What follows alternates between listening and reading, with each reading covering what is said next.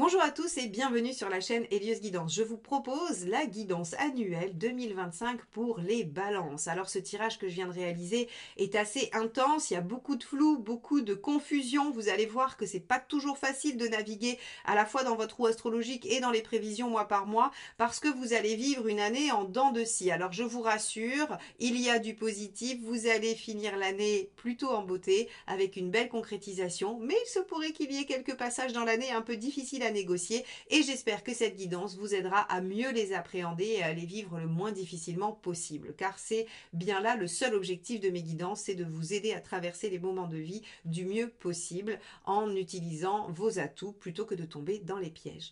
Donc je vais vous laisser regarder tout ça. N'hésitez pas, si vous souhaitez que je vous accompagne de façon personnalisée, vous avez tout sur mon site eliosguidance.com et n'oubliez pas surtout de vous abonner, de liker, de partager et de commenter cette vidéo. Même un simple petit emoji dans les commentaires aide vraiment au référencement YouTube. Donc merci infiniment à tous ceux qui le font déjà et à tous ceux qui le feront.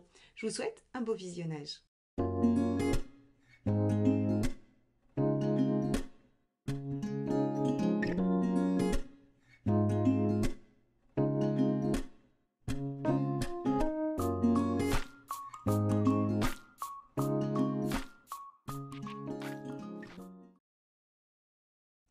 Les balances, je vous propose donc cette roue astrologique qu'on va aller explorer ensemble pour voir un petit peu quelle va être la couleur de votre année 2025 dans les différents domaines de vie.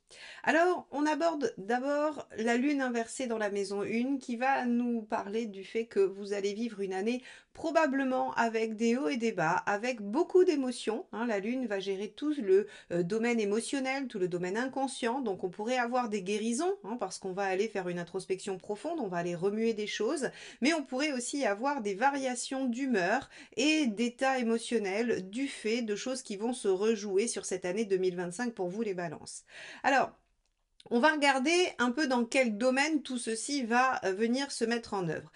On a avec la maison 2 ici le pape qui représente finalement tous les aspects matériels. On pourrait avoir des décisions en rapport avec votre vie matérielle. Le pape peut représenter les institutions. Alors, qu'est-ce que ça peut signifier? Vous êtes en attente d'une décision qui va avoir un impact sur vos finances ou bien sur votre organisation concrète personnelle. On peut avoir des situations aussi où on est en attente d'autorisation de prêt, d'autorisation peut-être pour faire un projet et faire des investissements. On pourrait attendre aussi des associés. Vous voyez, on a plein de choses possibles. En tout cas, on a l'impression avec ce pape que ceux qui gèrent vos finances, ou en tout cas vos avoirs, est régi par un côté institutionnel ou une attente de validation, d'octroi ou d'autorisation. Donc, le pape nous dit c'est plutôt positif, les choses vont dans votre sens, elles évoluent favorablement, elles vous sont autorisées, donc c'est plutôt favorable pour vous. On a dans la maison 3 qui va régir l'environnement proche, les gens qu'on voit au quotidien, les gens qu'on a autour de nous quotidiennement. Alors ça pourrait être vos frères, vos sœurs, vos amis, mais ça peut aussi être, si vous avez une profession en lien avec ça, vos clients. Vos clients ou vos patients. Avec la force inversée, ça va être compliqué. On va subir un petit peu ces relations, comme si ça nous demandait beaucoup d'énergie, comme si ça nous demandait pas mal de prendre sur nous, et donc on va plutôt être en support que dans le... Ça va pas forcément vous donner de l'énergie, ça va plutôt vous en prendre, ce genre de relation. Donc cette année, on va avoir un peu de mal, et d'ailleurs on voit bien la maison 11 qui est en miroir à la 3, qui nous parle aussi de notre vie sociale, de nos relations à plus grande échelle, eh bien on voit qu'il y a la mort, l'arcane 13, qui va nous demander de transformer certaines choses. Donc soit on va transformer une vie sociale, ça va avoir un impact sur notre vie, on va dire plus restreinte, plus quotidienne dans nos relations au jour le jour, ou bien c'est l'inverse, le fait de se sentir mal dans ces relations ou de les subir va nous amener à transformer des choses dans notre vie sociale. Quoi qu'il en soit, on a dans la maison 4 une réflexion à mener sur le foyer, sur la façon dont on vit. Alors, c'est assez intéressant, surtout quand on voit la suite. L'ermite va vous demander de faire le point, va vous demander de regarder en arrière et de vous dire, ok, est-ce que ce que j'ai construit dans la maison 4, c'est-à-dire ma famille, mon foyer, là où je vis, si vous n'avez pas construit de famille, c'est vous-même, votre intérieur, ce que vous avez construit en tant que personnalité, est-ce que ça vous convient? Est-ce que ça vous va? Est-ce que c'est ce que vous voulez conserver? Alors, on voit, je suis obligée de le mettre en lien tout de suite avec la maison 5 où il y a le chariot parce que en fait, cette réflexion que vous allez mener en maison 4, elle vous amène à une conclusion qui est je veux évoluer, je veux avancer, je veux dépasser des choses. Alors, vous dépassez vous-même, dépasser des obstacles, dépasser des problématiques. Quoi qu'il en soit, on a une remise en question et ça aboutit sur l'envie de faire mieux, de faire plus et de déployer cette sphère de votre vie. Alors la maison 5, c'est les amours, c'est les enfants. Et c'est aussi votre propre expression personnelle. Avec un chariot, il y a une forme de détermination, d'envie d'évoluer, envie d'avancer, envie d'aller chercher des victoires. On a envie de réussir sa vie, j'ai presque envie de dire sa vie passionnelle, parce que c'est la maison des passions, c'est la maison de ce qui vous anime, c'est ce qui vous fait vibrer, c'est ce que vous créez à partir de vous. Et avec le chariot, soit vous allez avancer sur de la créativité, c'est-à-dire que vous allez déployer une activité qui vous fait du bien, qui vous permet de vous sentir vous-même. Soit vous allez avoir des enfants, ou vous allez avoir des situations agréables, plaisantes avec vos enfants, où vos enfants vont évoluer favorablement. On peut avoir de l'obtention de diplôme pour un enfant, par exemple, si ils sont en âge d'en passer. Et on a aussi une avancée dans les relations amoureuses. Ceux qui sont célibataires, avec le chariot, on peut avoir une rencontre. Ceux qui sont en attente d'une évolution favorable dans une relation affective, le chariot promet une victoire et une avancée significative. Donc on a de toute façon une avancée qui est très positive et qui est en lien probablement avec cette remise en question. On verra tout de suite après avec la maison 7 et l'impératrice que de toute façon vous prenez les choses en main par rapport à ça. On va d'abord s'attarder un petit peu sur la maison 6 qui est votre vie au quotidien, ce que vous faites tous les jours, donc elle peut aussi bien régir la façon dont vous organisez votre vie à la maison que le travail, hein, c'est-à-dire votre emploi et comment ça se passe dans votre emploi. Alors, l'étoile, elle récompense les efforts. Elle se dit que comme vous avez été courageux, valeureux, que vous avez fait des efforts, que vous avez mis des choses en place, eh bien, elle va venir favoriser une réussite personnelle et une récompense. C'est assez intéressant parce que finalement, on voit ici avec la roue de fortune en maison 10 qui traite de votre carrière, qu'il y a une évolution favorable. Vous pourriez obtenir une promotion, obtenir des projets que vous vouliez obtenir.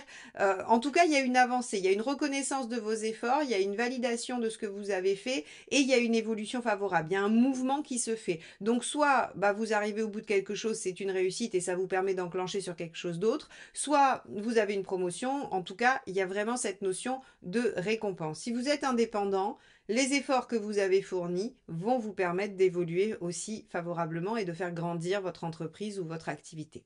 Donc on a un très bel aspect sur la vie professionnelle, ça c'est extrêmement positif.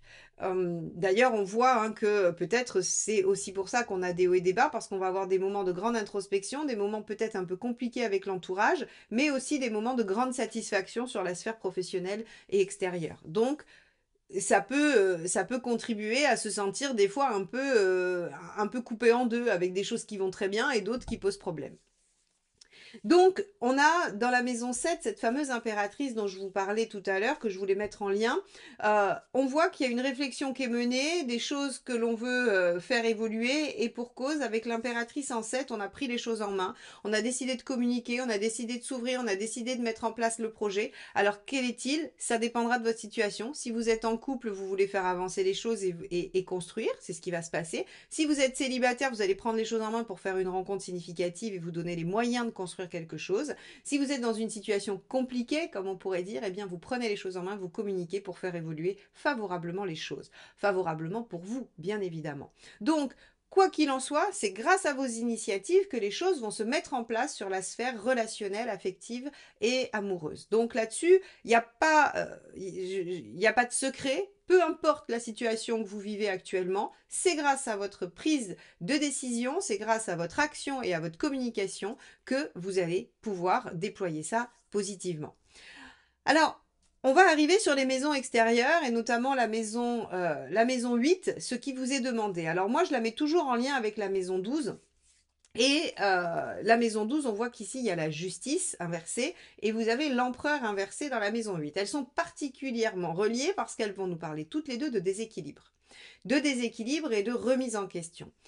Il se pourrait que vous remettiez pas mal de choses en cause dans votre vie, mais dans votre vie personnelle, puisqu'on voit que sur le plan professionnel, ça évolue favorablement. Alors, s'il y a de la remise en question, elle sera pas déstabilisante. Elle sera juste pour progresser, pour aller de l'avant, pour déployer un potentiel. Mais ça ne va pas venir jouer sur de la déstabilisation. C'est pour ça que j'oriente le fait que cette déstabilisation, elle est liée à votre vie personnelle, elle est liée à votre quotidien, à ce que vous vivez personnellement et à, on va dire, à cette maison de 4 à 7. Voilà. Donc on a de la déstabilisation et en fait on va vous demander de ne pas perdre de vue votre objectif, de ne pas perdre de vue ce que vous voulez réaliser dans cette mini-tempête ou dans cette déstabilisation. Ça va être important parce que on voit quand même ici avec la maison 11, hein, l'arcane 13, la maison 11 c'est à la fois votre vie sociale extérieure bien sûr, mais c'est aussi vos aspirations, votre idéal, ce que vous voulez voir advenir dans votre vie. Et là, en fait, avec l'arcane 13, c'est comme si vous changiez radicalement de façon de voir les choses. Ou que vous vous disiez, j'ai toujours voulu ça et en fait, ce n'est pas ce que je veux. Donc, on a un changement radical dans les aspirations qui amène une réflexion intérieure et l'envie de prendre les choses en main. Ça va forcément amener une déstabilisation, même si elle n'est pas réelle, concrète, elle est au moins intérieure. Ce qui vous amène à être aussi en force inversée en 3. C'est-à-dire à subir un petit peu les choses et à se retrouver un peu en difficulté pour supporter. Donc, ici, les balances, on voit que vous allez remettre en question des aspects personnels qui vont vous amener à prendre des initiatives pour dépasser les problématiques et réaliser ce que vous voulez, mais ça va forcément déstabiliser. Alors vous êtes les rois de l'équilibre, en tout cas vous êtes les rois de ceux qui cherchent à tout prix l'équilibre, et là il va falloir faire face à du déséquilibre.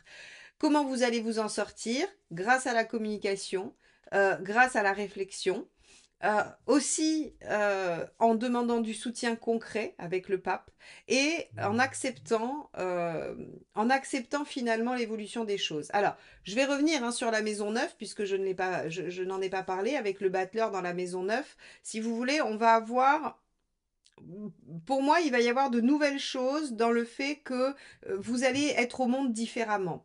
Je ne peux que percevoir pour vous les balances sur 2025 une transformation de qui vous êtes. Et ça va se voir à l'extérieur. C'est-à-dire que, à la fois professionnellement, on reconnaît vos compétences, on vous valorise, on vous donne de nouvelles responsabilités où il y a une ouverture.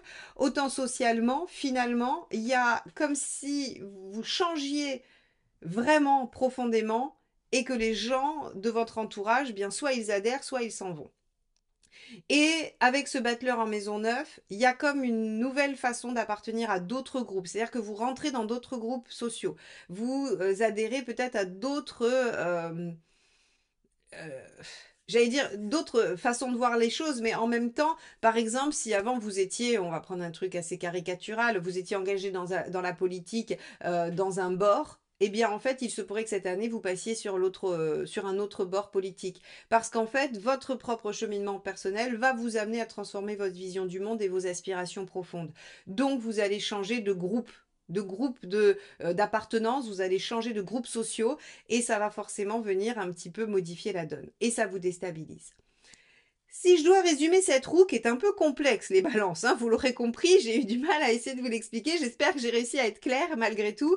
Cette roue est un peu complexe parce qu'en même temps, elle vous propulse dans une évolution extérieure sociale qui va changer la donne, mais en fait, elle est le fruit d'une modification intérieure profonde de ce que vous souhaitez et de comment vous vous mettez en action pour ce que vous souhaitez. Donc en fait, on a un changement personnel qui va se faire en même temps qu'un changement extérieur qui vient vous déstabiliser et qui va vous mettre un peu en lune inversée, c'est-à-dire bah voilà, il y a des fois vous allez très bien gérer et ça va vous paraître super et ça va être très bien, et il y a d'autres moments où vous allez vous dire mais c'est quoi ce bazar, je m'y retrouve plus, hein, c'est-à-dire qu'on a vraiment cette impression de l'année 2025, c'est comme si on mettait tout sur la table et puis on va réorganiser, mais en attendant c'est quand même un joyeux bazar. Donc on a un peu de confusion à l'image de la lune inversée. C'est pas très étonnant que j'ai du mal à bien expliciter cette roue en étant vraiment claire et limpide. Hein. J'ai eu des roues qui étaient voilà, qui étaient d'une netteté absolue. Vous, on voit qu'il y a quand même tout un truc qui se passe intérieurement, qui vient changer la donne et qui met beaucoup de flou, beaucoup d'insécurité et d'instabilité. Et en même temps, on a l'impression que vous êtes tout à fait en capacité de mener la barque et de prendre des décisions et de faire les choses. Donc, j'aurais envie de vous dire, les balances, une année de transition positive sur votre vie extérieure, qui vient changer la donne intérieurement. On va aller regarder mois par mois ce qui va se passer et ça risque d'être intéressant de voir un petit peu comment tout ça, ça va se déployer. Allez, on y va. Donc, regardons ce que vous réserve ce premier semestre, donc de janvier à juin, sur l'année 2025. On a ici comme carte dominante l'équivalent de la carte de la roue de la fortune, roue de fortune. Donc, ça veut dire qu'il y aura des opportunités, qu'il y aura des choses qui vont évoluer, avancer. Normalement, la vie devrait prendre un rythme assez soutenu et vous devriez voir des choses se mettre en œuvre. Donc, ce qu'on avait vu, ces changements devraient démarrer dès le début de l'année. Regardons ce que vous réserve le mois de janvier. On a un 3 de denier, très bien. 3 de denier, cavalier d'épée.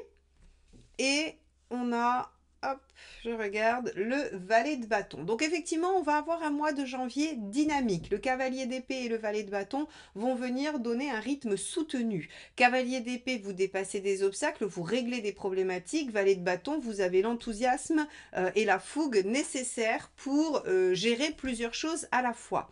Le 3 de denier nous dit que des premiers résultats commencent à arriver. Rappelez-vous, nous avions l'étoile inversée. Je vous ai dit, vous allez voir les choses porter leurs fruits. Vous allez voir le fruit de vos efforts. Et bien, dès le mois de janvier, des choses très concrètes se mettent en place. On est sur, il n'y a pas de coupe, donc c'est pas de l'émotionnel. On n'est pas dans notre lune inversée. On est plutôt sur du factuel. Donc ça peut être professionnel, ça peut être concrètement dans une relation, sans qu'il y ait d'affect.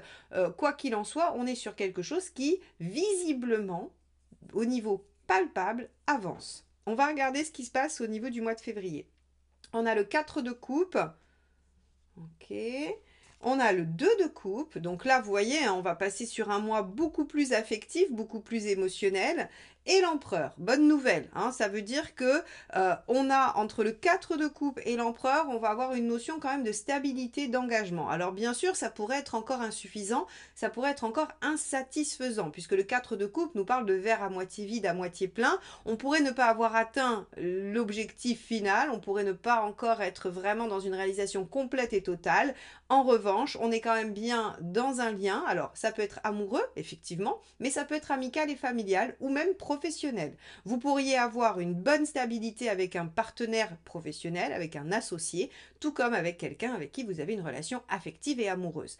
Ici, chacun va vivre un événement relationnel et affectif qui va se poser, se concrétiser, j'allais dire, oui, s'entériner, je ne sais pas si on dit entériner quelque chose, oui on le dit, mais en tout cas on va avoir des bases solides pour démarrer quelque chose. Alors on va aller voir ce qui se passe au mois de mars. Au mois de mars on a Tempérance, le roi de coupe et l'arcane 13. Alors, sur le mois de mars, on a l'impression que vous avez envie de changer votre façon de voir les choses. Alors, moi, quand je regarde ça, je me dis, ok, on a des opportunités qui arrivent tout de suite dès janvier, vous mettez en place quelque chose au niveau relationnel. Et là, hop, hop, hop, attention, vous vous rappelez qu'il faut changer des choses, que vous n'avez plus envie de faire comme d'habitude. Vous vous rendez compte que avec l'arcane 13, il y a quand même quelque chose en vous qui s'est modifié, qui s'est changé. Alors, suite à une réflexion, suite à des événements, suite à des blessures, ça sera encore différent pour chacun de vous, mais en tout cas, il y a un besoin de modifier quelque chose.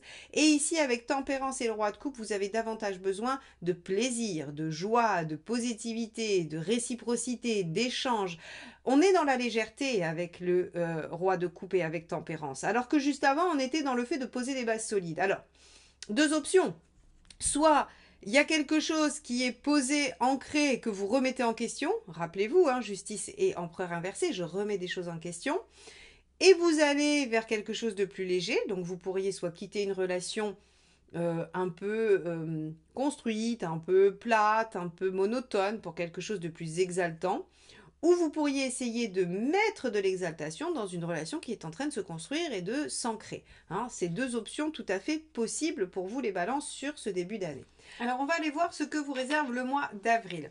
Alors on a 7 d'épée. Alors 7 d'épée, vous allez étudier vos options. Vous allez vous dire qu'est-ce qui est en mon pouvoir, qu'est-ce que je peux regarder, qu'est-ce que je peux faire, quelles sont mes options. Alors dans tout domaine confondu, évidemment, c'est de l'épée, c'est votre mental qui fonctionne. Le mental, il s'occupe aussi bien de la sphère sentimentale que professionnelle, que des activités, que organisationnelle. Donc vous allez selon vos situations, être sur le mois d'avril en pleine réflexion de vos options possibles. Alors, vos options pourquoi? Pour le mât, pour prendre un nouveau départ, pour accéder à quelque chose de différent. Rappelez-vous, je vous ai dit, vous allez opter pour une nouvelle façon de voir les choses. Ici, c'est le résultat de l'arcane 13. Vous allez avoir envie de partir sur une nouvelle façon d'être, une nouvelle façon de faire, une nouvelle aventure, une nouvelle vie, ou un nouveau domaine de vie, ou en tout cas un domaine de vie qui va vivre de la nouveauté, ça c'est sûr. Et on a l'amoureux en dernier qui va nous évoquer le fait de faire des choix du cœur, des choix qui seront guidés par ce que vous voulez, guidés par ce roi de coupe qui veut davantage de plaisir, davantage de joie et de passion dans sa vie.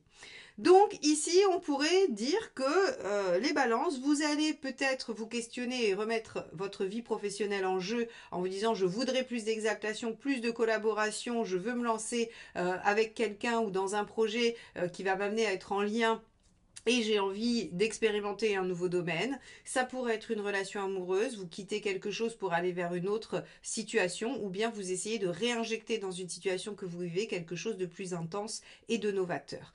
Quoi qu'il en soit, on voit bien que ce début de mois, on va aller voir les deux prochains, on va aller voir mai et juin, mais en tout cas ce début d'année, ces 4 premiers mois sont vraiment sous le coup de la roue de fortune, c'est-à-dire du mouvement, de l'évolution des opportunités. Alors voyons ce que vous réserve le mois de mai. Donc on a ici le cavalier d'épée, c'est le même que celui-ci. Hein. On a ce cavalier d'épée qui nous indique qu'on veut, voilà, qu'on veut faire, qu'on veut dépasser des obstacles, qu'on veut avancer. Vous voulez de la vitesse, vous voulez que ça change vite, vous voulez arriver à votre résultat rapidement. Parce que vous vous projetez avec ce 3 de bâton, vous vous projetez, vous savez exactement où vous voulez aller, où vous voulez en venir. Et donc finalement, j'ai l'impression que c'est une phase, ce mois de mai, où vous n'allez pas être dans le flou de la lune inversée. Hein. Je vous ai dit, il va y avoir des hauts et des bas, des moments où ça va être clair, limpide, et d'autres où vous allez être un peu perdu. Visiblement, au mois de mai, vous savez exactement où vous voulez aller et vous voulez y aller très rapidement. Regardez, As de coupe, parce qu'il y a quelque chose qui ici germe. As de coupe, je démarre quelque chose qui me tient à cœur. Un job, un emploi, une relation, une activité. Encore une fois, ça viendra toucher le domaine qui vous préoccupe, le domaine qui sera vraiment impacté par ça, sera différent pour chacun des balances. Mais quoi qu'il en soit, sur le mois de mai, vous savez où vous voulez aller et vous voulez démarrer ce que vous avez choisi, hein, l'option, c'est-à-dire que 7 d'épée, vous avez vu les différentes voies possibles, vous lancez dans un choix du cœur et vous avez très vite envie de le concrétiser et de le démarrer dès le mois de mai. Alors au mois de juin, regardez, on est encore sur le magicien, hein, donc on est sur l'arcane 1, je débute, je démarre, je me lance, j'y vais, je fonce, As de bâton, je me mets en action concrète et je déploie tout mon enthousiasme et ma fougue dans ce nouveau départ. Et regardez, roi de coupe, encore une fois, je suis dans la joie et les plaisirs. Alors, pour moi, ce premier trimestre, il est assez évocateur du fait que vous allez avoir l'opportunité de changer des choses dans votre vie et de vous lancer sur quelque chose qui vous plaît, qui vous exalte. Donc on a une première partie d'année où on a de l'action, du démarrage, de l'enthousiasme, de l'exaltation, de la joie, du plaisir et quelque chose qui semble se concrétiser, se réaliser du côté de votre épanouissement personnel. Voilà ce qui se passe dans ce premier semestre. On va regarder ce qui se passe dans le second pour voir si on concrétise, on assoit ou s'il y a d'autres choses. Hein. Où se cache cette lune inversée? C'est haut et c'est bas. On va regarder ça. Allez, on se retrouve tout de suite pour le deuxième semestre. Alors, notre deuxième semestre sera sous le sigle du... alors, cette carte-là, l'équivalent, c'est les amoureux, l'amoureux. Hein, la carte 6, l'arcane 6, qui va nous parler de bien-être affectif, de relations équilibrées, mais aussi de choix du cœur. On avait vu que vous l'aviez déjà sur le mois d'avril, vous faites un choix du cœur. Et là, on voit que sur cette deuxième partie, eh bien, il y a soit une réalisation personnelle qui découle de ces choix, soit des choix secondaires, c'est-à-dire des choix qui découlent de ces première prise de position que vous avez eue sur ce premier début d'année. Alors, on va regarder tout de suite le mois de juillet. On a un 8 d'épée. Ok, 8 d'épée. 3 d'épée. Et 8 de bâton. Alors, Le risque du mois de juillet, c'est que des choses auxquelles vous n'aviez pas pensé arrivent. C'est-à-dire qu'on était sur cette fin de semestre où il y a beaucoup d'exaltation, beaucoup de joie, on se lance, on y va avec confiance, on est dans quelque chose qui se passe très bien. Et là, quand je vous ai dit on va aller voir où se loge cette lune, ben, clairement elle se loge sur le mois de juillet. Au mois de juillet, vous allez perdre confiance, vous allez douter. Vous allez douter parce que vous allez avoir des informations qui vont remettre en question ce que vous saviez et comment vous avez fait votre choix. Par exemple, vous avez un certain nombre d'informations qui vous permettent de faire un choix A ou un choix B. Au mois de juillet, on vous donne de nouvelles informations qui, si vous les aviez connues précédemment, vous auriez fait un choix différent. Et donc ici, on a vraiment, alors 8 de bâton et 3 d'épée, c'est clairement des nouvelles, des informations, c'est quelque chose que vous apprenez. Hein, c'est quelque chose que vous apprenez et qui vient vous faire douter. Donc le mois de juillet sera un mois inconfortable, on retrouve notre fameuse lune inversée, vous allez passer de quelque chose d'extraordinaire à des doutes. Alors ici, ça ne nous dit pas que vos doutes sont fondés, qu'il faut tout remettre en question. C'est pas le sujet. C'est juste que sur le mois de juillet, les infos que vous aurez viendront vous faire remettre en question vos choix. Donc ici, on a sur le mois d'août du 5 de coupe, de l'as de coupe. Waouh, on est vraiment sur de l'affect. Hein. J'ai l'impression quand même que votre année, elle va vous secouer émotionnellement. Et d'ailleurs, on avait la lune en maison 1, c'est émotionnel, c'est sûr. Et on a le 10 de pentacle. Alors, qu'est-ce que ça peut nous dire sur ce mois d'août? Que vous vous posez la question de savoir s'il faut lâcher ou pas. Mais ici, on va avoir deux options. Parce que soit vous allez opter pour lâcher et vous relancer dans un autre choix, puisque rappelez-vous ici, hein, on avait encore la notion de choix, qu'on avait déjà en avril.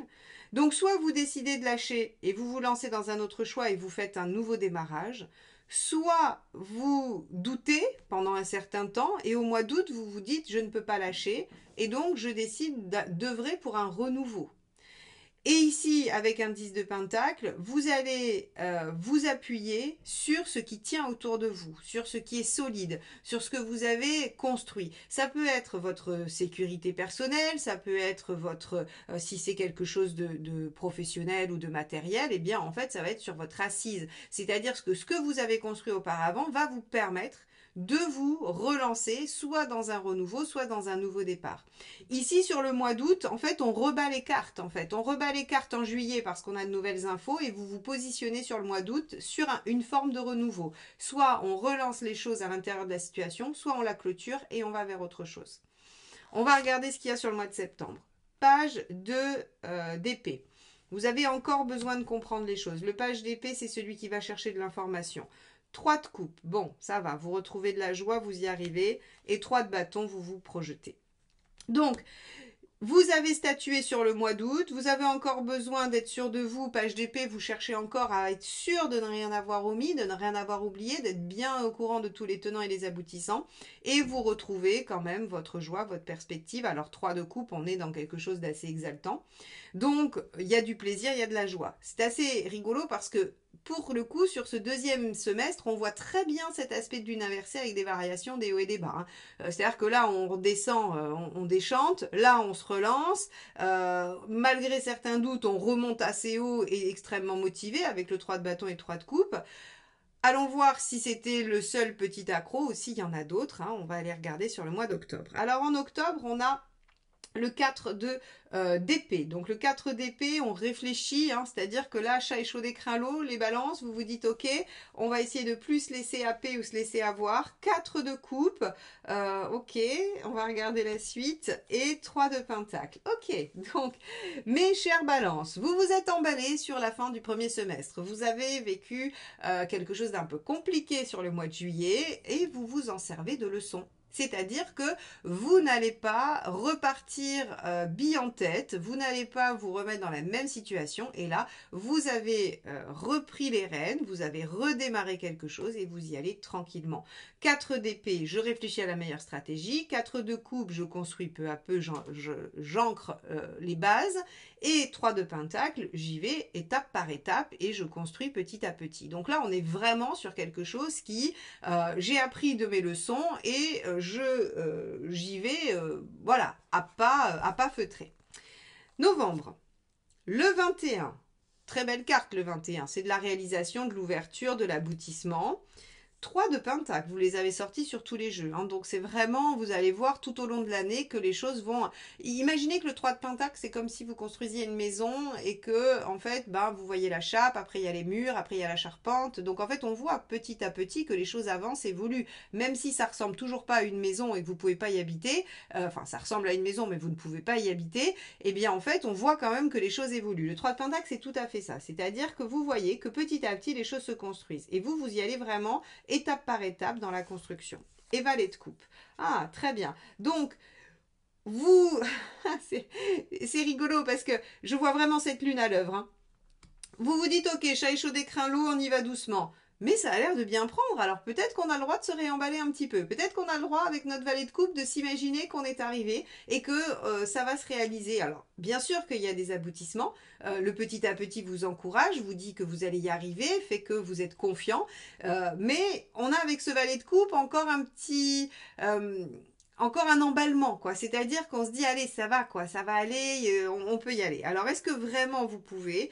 Eh bien, 10 de bâton sur le mois de décembre, c'est pas mal du tout. Ça veut dire qu'on arrive au bout de ses peines, on arrive au bout de ses efforts et que, bah, évidemment, ça construit. Hein. Le 7 de pentacle, on récolte les fruits de ses efforts. Rappelez-vous cette fameuse étoile inversée où je vous ai dit que vous alliez avoir la récompense de ce que vous avez mis en œuvre. Et enfin, le diable, vous êtes en pleine possession de vos moyens. C'est vous qui maîtrisez les choses, qui dominez la situation. Et donc, c'est concrétisé.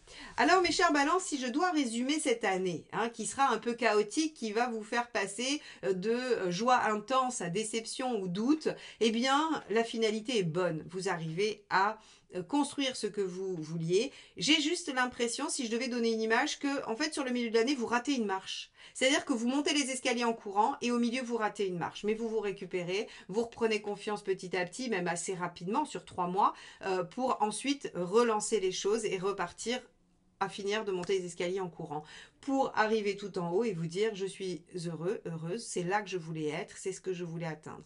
Donc on a une année où vous allez passer peut-être de grandes exaltations à grandes déceptions. On va avoir une variation comme ça, on va avoir un mouvement de montagne russe. Mais globalement, l'évolution est positive, elle vous amène à construire, elle vous amène à concrétiser. Donc, c'est assez positif, je trouve. Et on a une fin d'année où vous êtes en totale maîtrise de la situation. Les 2 derniers mois, même les 3 derniers mois finalement, hein, sont assez positifs. Octobre, novembre, décembre. Voilà, le seul passage un peu délicat à négocier va vraiment être ce mois de juillet où peut-être vous allez penser que tout s'écroule et que vous n'avez rien compris ou que vous n'aviez pas vu quelque chose. Hein. Donc ça va vraiment remettre en question, mais vous retombez assez vite sur vos pattes et vous reconnectez avec ce que vous avez envie de voir advenir dans votre vie. Donc bravo les balances, soyez assez optimiste par rapport à ça et surtout que cette guidance vous serve à anticiper ce mois de juillet, que vous le viviez de la façon la moins catastrophique possible parce que vous pourriez tout remettre en question à ce moment-là alors que finalement c'est juste un passage qui va vous demander de réajuster. Voilà ce que je peux vous dire sur cette année 2025, mes chères balances. J'espère que cette guidance vous a plu, qu'elle vous sera utile. N'hésitez pas à liker, commenter et partager, bien évidemment. Et je vous souhaite encore une très belle année 2025. À très bientôt pour de nouvelles guidances. Bye bye.